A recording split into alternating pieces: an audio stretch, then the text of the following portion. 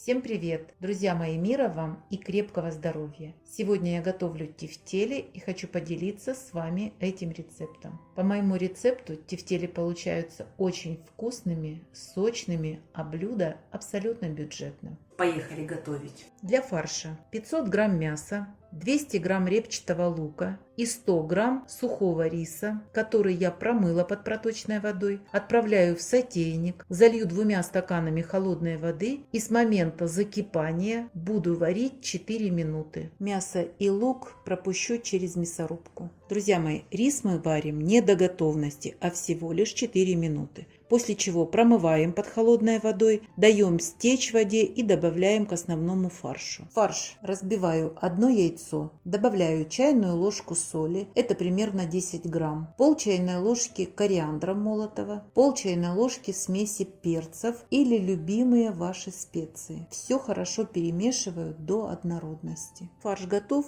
займусь овощами. На это количество фарша я беру одну луковицу весом 150 грамм и одну морковь весом 200 грамм. Придерживаться такого веса нет никакой необходимости. Вы можете взять немного больше лука и моркови или немного меньше. Лук я режу кубиком, небольшим, таким полсантиметровым. А морковь лучше всего натереть на крупной терке.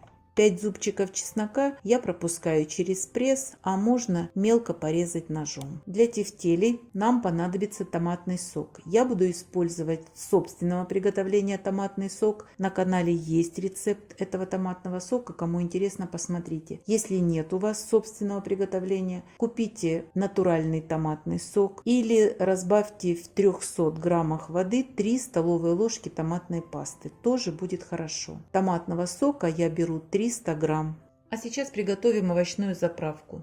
Также в сковородку наливаю растительное масло и выкладываю мелким кубиком нарезанный лук.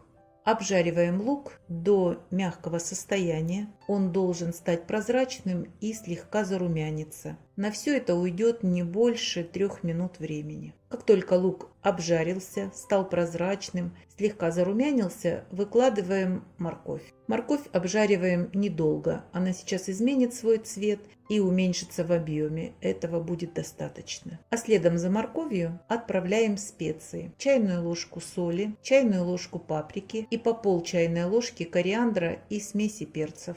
Все перемешиваем. Слегка прогрели специи, следом выкладываем чеснок, перемешиваем и заливаем все это томатным соком 300 мл или томатной пастой, разведенной водой. Этой жидкости будет недостаточно, а поэтому добавляем 100-150 мл кипяченой воды. После этого все хорошо перемешиваем и готовим на медленном огне буквально 2 минуты. Вот сейчас мы пробуем на соль. Это должно быть вкусно. Вы должны чувствовать соль, сахар. Если вы купили томатный сок и он немного сладкий, то добавьте капельку лимонного сока. Если у вас слишком кислый томатный сок, добавьте сахарку. Вы добьетесь баланса вкуса. Все, заправка готова. Обжариваю тефтели на растительном масле. Для этого в сковородку наливаю достаточное количество растительного масла. Его должно быть столько, чтобы дно сковородки было полностью покрыто растительным маслом. Формируем тефтели. Не делайте их большими, но и маленькими нет смысла готовить, иначе они не будут сочными. Вот как у меня на ладошке, примерно такого размера. Выкладываем на хорошо разогретую сковородку, выдерживаем между ними небольшое расстояние, чтобы равномерно обжаривались со всех сторон. Обжариваем тефтели с каждой стороны примерно 1,5 минуты. Необходимо добиться, чтобы был колер,